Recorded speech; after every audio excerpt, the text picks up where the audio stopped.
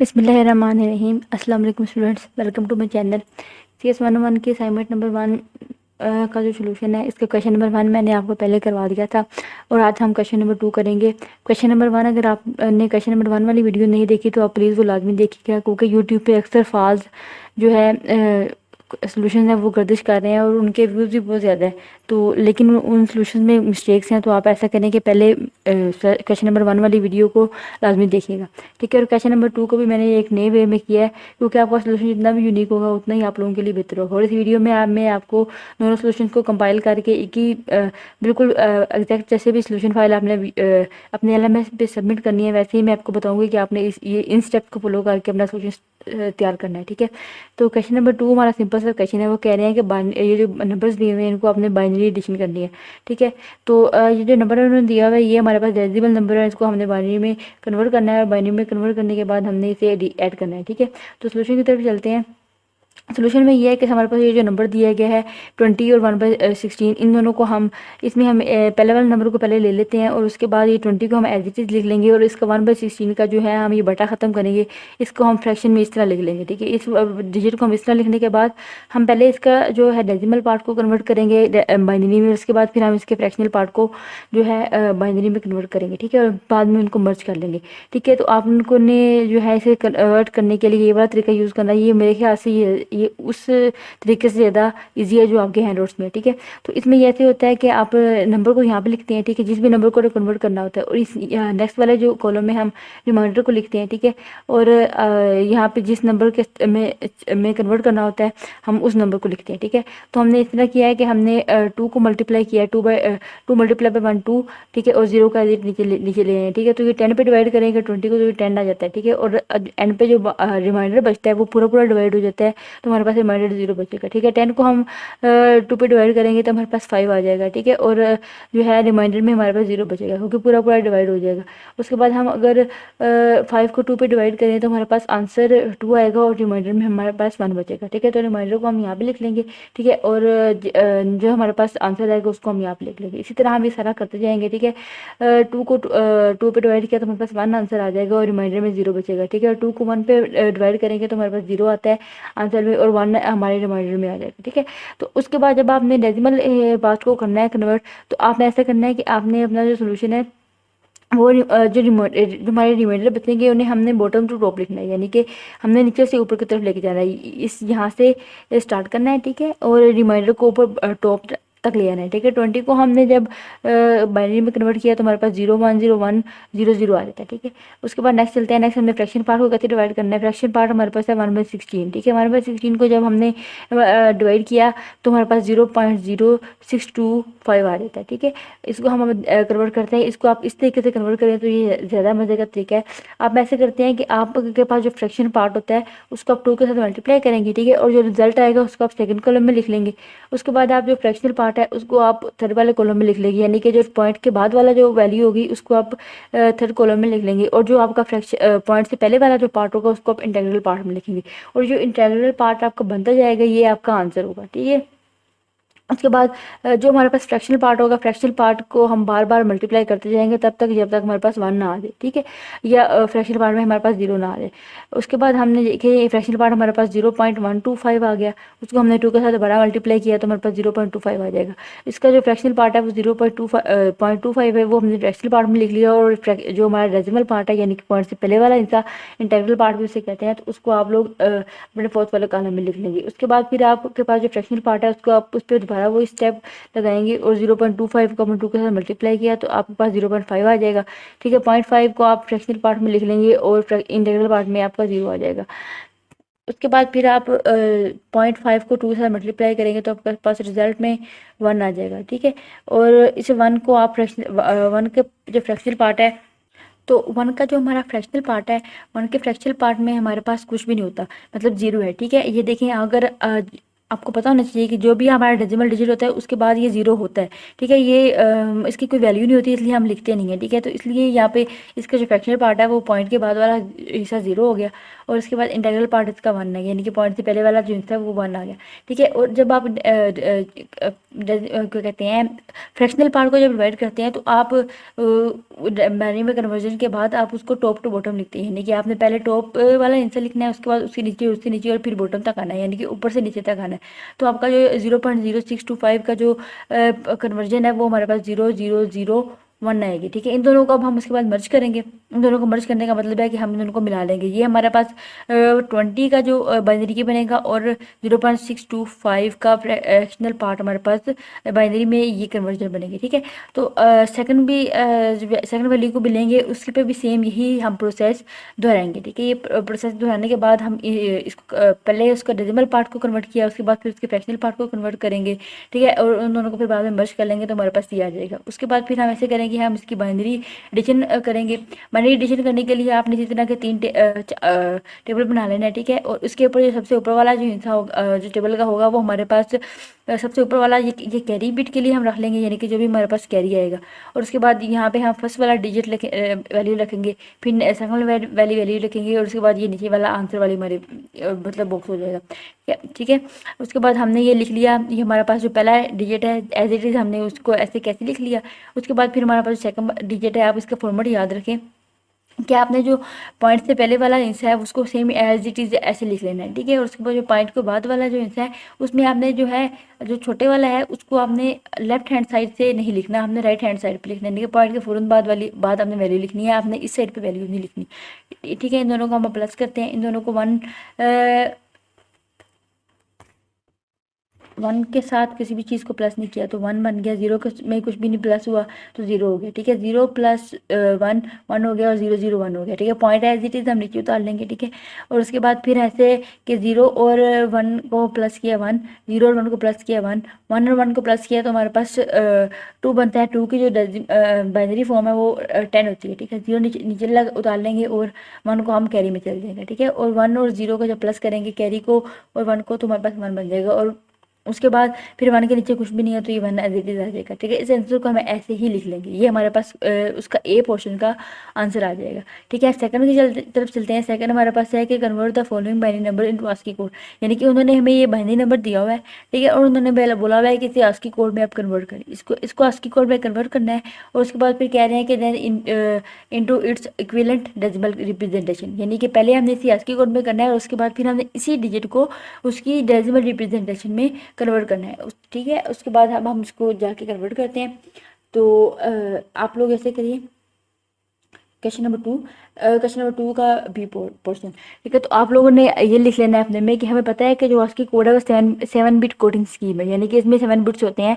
और 7 बिट्स का मतलब यह है कि 2⁻7, तो वो हमारे पास होता है 128 कैरेक्टर्स को हम आस्की जो कोडिंग स्कीम है इसके साथ हम रिप्रेजेंट कर सकते हैं। हम उसके बाद ये कि हम ऐसे करते हैं, हम उसके टॉप लेफ्ट साइड पे हम एक जीरो इंसर्ट करते हैं और उसको हम 8 डिजिट की बाइनरी वैल्यू बना लेते हैं, ठीक है। उसके बाद आपके पास कोई भी अगर आस्की का डिजिट आए तो आपने उसकी लेफ्ट साइड पे एक जीरो लगा के उसके 8 डिजिट पूरे कर लेने होते हैं, ठीक है। एट डिजिट, ठीक है। उसके बाद फिर हमारे पास जो नंबर दिया हुआ है हमने इसे 8 बिट के चंक्स में डिवाइड कर लेना है, ठीक है। अब ये देखिए ये पूरा इंसा था, इसको मैंने 8 के बाद एक स्पेस लगा के इससे डिवाइड कर लिया और उसके बाद मैंने इसको ऊपर नीचे करके लिख लिया, ठीक है। आप लोगों ने भी ऐसे करना है, ये पढ़ने में आसानी होगी, ठीक है। उसके बाद हमारे पास एक आस्की का जो है चार्ट है, आस्की टू बाइनरी कन्वर्जन का, ठीक है। आस्की टू बाइनरी कन्वर्जन के चार्ट को देख के हमने ऐसे करना है कि ये 0 100 101 इसको जब हमने आस्की चार्ट में देखा तो हमारे पास आई आ जाता है, ठीक है। और उसके बाद जो सेकंड वाला डिजिट हमारे पास आया था, सेकंड वाली वैल्यू जो हमारी आई थी उसको हमने जब बाइनरी में उसके जो बाइनरी को जब हमने आस्की के चार्ट में देखा तो ए बनता है, ठीक है। और उसके बाद फिर इसको जो है इसकी जो थर्ड वाले की जो बाइनरी को जब आस्की में देखा तो वो एम बनता है। और जब उसके बाद उसके फोर्थ वाला जो बना था उसकी जो आस्की देखी तो उसका ये स्लैश बनता है, यानी कि देखिए बैक में लीन हो रहा है तो ये बैकवर्ड्स इसे बैक स्लैश कहते हैं, ठीक है। उसके बाद फिर इस सारे को हमने क्या कहते हैं, इस सारे को हमने मर्ज किया, सारे को हमने मर्ज किया। तो फिर उसके बाद लिखा कि हमने जो IAM स्लैश को डेसिमल में कन्वर्ट करेंगे, हम चार्ट में देखेंगे। तो उसको जो कन्वर्जन करने के बाद जो उस आस्की की जो कन्वर्जन है वो आई की कन्वर्जन 73 बनी और ए की कन्वर्जन 65 बनी, एम की कन्वर्जन 77 और एम की कन्वर्जन 77 और इस बैक स्लैश की जो कन्वर्जन है वो 92 बनी। ठीक है, और उसके बाद फिर इसको हमने मर्ज किया तो हमारे पास ये सारा 73, 65, 77 और 92 आ गया। लेकिन जहाँ तक मेरा ख्याल है, हमें इस जो पूरी उन्होंने क्वेश्चन में वैल्यू दी हुई है, हमने इस पूरी वैल्यू को जो है डेसिमल में कन्वर्ट करना है। ठीक है, क्योंकि आस्की कोड को कन्वर्ट किया है तो वो उसको हम मिलाएंगे तो उसका कोई भी आपस में सेंस नहीं बनेगी। तो आप लोग ऐसे कीजिएगा, आप एक स्टेप फालतू का कर लीजिएगा। आप इसको भी, ये जो डिजिट दिया हुआ है इसको भी आप एक दफ़ा बाइनरी में कन्वर्ट करके बाइनरी का डिजिट जो वाली दी हुई है उसको भी आप एक दफ़ा डेसिमल में कन्वर्ट कर लीजिएगा। तो इसको कन्वर्ट करने का तरीकाकार मैं आपको बता देती हूँ, आप लोग कर लें, आपके लिए बेहतर है। आप लोग कैसे करते हैं कि शायद आपको आपके नज़र से पहले भी तरीका गुजरा हो कि आपके पास जितने भी डिजिट्स हैं आपने उन सबको हम 2 के साथ मल्टीप्लाई करना है। ठीक है, ये 0 है, इसको 2 के साथ मल्टीप्लाई करना है, 1 को 2 के साथ मल्टीप्लाई करना है, 0 को, फिर 0 को, इन सबको हमने 2 के साथ मल्टीप्लाई करना है। ठीक है, और 2 के साथ मल्टीप्लाई करने के बाद आपने इस साइड से स्टार्ट करना है। इसको जो लेफ्ट साइड पे जो भी हमारे पास मल्टीप्लाई मतलब जो डिजिट है उसके साथ जो हम 2 को मल्टीप्लाई करेंगे उसकी पावर में हम 0 लिख लेंगे। ठीक है, और उसके बाद जो आंसर आएगा उसकी पावर में 2 की पावर में हम 1 लिख लेंगे, उसके बाद जो डिजिट आएगा उसकी पावर में हम 2 लिख लेंगे और ये सिलसिला ऐसे चलता रहेगा। ये देखें, जो सबसे एंड पे आया इसकी पावर में 2, फिर उसके बाद जो 1 आया उसके बाद जो 2 है उसके पावर में 1, फिर 2, फिर 3, ये अप टू 31 चलेगा क्योंकि हमारे पास 32 बिट्स थे।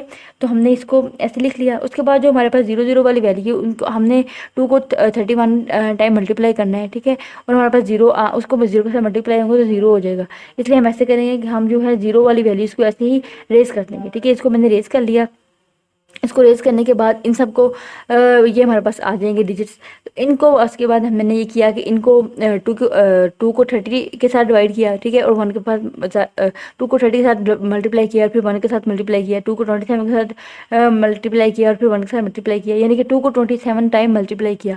तो 2 को 30 टाइम मल्टीप्लाई किया, यानी कि ये जैसे आपको पता है कि अगर 2 की पावर में 2 हो तो 2 टाइम मल्टीप्लाई करते हैं। 2 की पावर में 3 होगा तो 2 को 3 टाइम मल्टीप्लाई करेंगे 2 के साथ।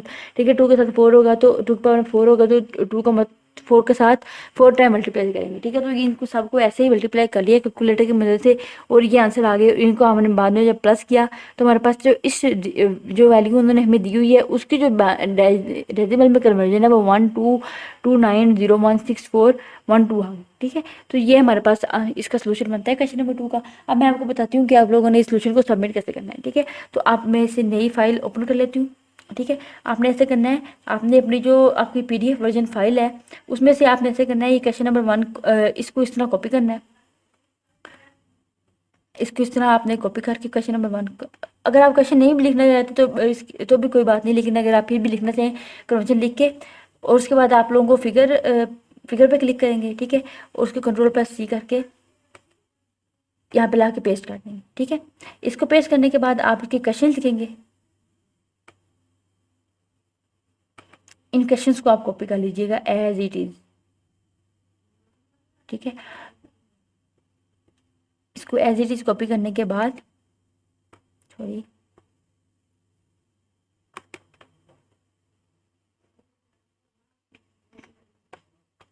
और उसके बाद जो आपने सोल्यूशन बनाया होगा क्वेश्चन नंबर 1 का, उसमें आपको आप लोगों ने ये सारा कुछ नहीं लिखना, ये मैंने आपको समझाने के लिए लिखा था। ऐसे ना वो जो इंस्ट्रक्टर है वो ज़्यादा पक जाए कि ये कितना लंबा सोल्यूशन है या क्या। आपने यहाँ से स्टार्ट करना है, ये इंस्ट्रक्शंस को इस तरह यहाँ से कॉपी करना है। ठीक है, इसको कॉपी कर लिया, एज इट इज़ कॉपी करें और अपनी फाइल में ला के पेस्ट कर दें। ठीक है, उसके बाद फिर हमारे जो क्वेश्चंस के आंसर्स जो लिखे हुए हैं उनको आप एज इट इज़ कॉपी करें। और कुछ स्टूडेंट्स मेरे से पूछ रहे हैं कि आप लोगों ने इसे बाइनरी में आंसर क्यों लिखे हैं, तो ये आप बाइनरी में लिख लें। अगर आपको वैसे ज़्यादा दिल कर रहा है तो आप उसको डेसिमल में कन्वर्ट करके, तो आप उसको डेसिमल में कन्वर्ट करने के बाद भी आंसर्स को लिख सकते हैं। उन्होंने सिर्फ हमें क्वेश्चन नंबर 2 में बताया कि जो बिट पैटर्न को हेक्साडेसिमल में लिखना है at the memory address F3, ठीक है, जब मशीन हार्ट होगी। तो इसलिए मैंने ये उस मशीन हार्ट जब हो रही थी तो F3 पे हमारा जो बिट पैटर्न मौजूद था वो 0011 था, तो मैंने उसको 16 में कन्वर्ट करके बेस 16 में लिख दिया। आप लोग इससे करें कि आप लोग 0011 को भी बेस 10 में कन्वर्ट करके इक्वल टू करके और इसमें ब्रैकेट लगा लें और आंसर को लिख लें, ठीक है, तो वो कोई मसला नहीं है। उसके बाद एक एक करेक्शन आप लोग ये कर लीजिएगा कि जो content of register at the address E C is executed, तो आप लोगों ने ये लिखना है कि E C will not be executed, ठीक है, क्योंकि ई सी एग्जीक्यूट होने से पहले ही हमारी जो है वो हमारा जो प्रोग्राम है वो हाल्ट की तरफ चला जाता है, ठीक है। तो लेकिन उस वक्त हमारे पास जो रजिस्टर में कंटेंट है वो 0 है, रजिस्टर में जो कंटेंट है वो तो है, लेकिन हम वो लिख लेंगे 0011 है, लेकिन आप लिख लें कि ये this instruction will not be executed, ठीक है, ये उन पे अच्छा इंप्रेशन पड़ेगा, ठीक है। This instruction will not be executed. However आप लोग इन चीज़ों को अपने माइंड में रख लें कि आप लोगों ने सोल्यूशन बनाना है तो उसमें को यूनिक वे में डिस्प्ले करना है, तो फिर कॉपी का ऑप्शन नहीं आता। स्टूडेंट कॉपी करते हैं लेकिन नकल के लिए भी अकल की ज़रूरत होती है, ठीक है। क्वेश्चन नंबर 1 हमारा प्रिपेयर हो गया। क्वेश्चन नंबर 2 को चलते हैं। तो आप लोगों ने क्वेश्चन नंबर 2 को ऐसे एज इट इज़ कॉपी करना है, जैसे जहाँ पे आपने लिखा हो Ctrl+C और ये डॉक्यूमेंट जो आपने ओपन किया, यहाँ पे आप ऐसे कीजिएगा कि इंसर्ट में जाके पेज ब्रेक कर लीजिएगा, यानी कि न्यू पेज पे आपका जो क्वेश्चन नंबर 2 का आंसर है। ये देखिए आपका सोल्यूशन एक किस्म का प्रिपेयर हो गया। और क्वेश्चन नंबर 2 आपका टाइम, आपके पास ना टाइम नहीं होगा तो आप लोगों को अगर फाइल चाहिए हो तो आप मुझे मेल कर दें या फिर मुझे व्हाट्सएप पे मैसेज कर दें या मुझे ऐप पे मैसेज कर दें, तो मैं आपको ये जो क्वेश्चन नंबर 2 की जो फाइल है ये मैं आपको दे दूँगी। आपका इतना टाइम नहीं खर्च होगा। तो उम्मीद है आपको वीडियो पसंद आई होगी। मैं लाइक करें और अपने कमेंट से लाजमी करें और अपने दोस्तों के साथ भी शेयर करें। आपकी सपोर्ट का मुझे ज़रूरत है। Thank you so much for watching और आने वाली वीडियो तक के लिए अपना ख्याल रखिएगा। खुदा हाफिज़।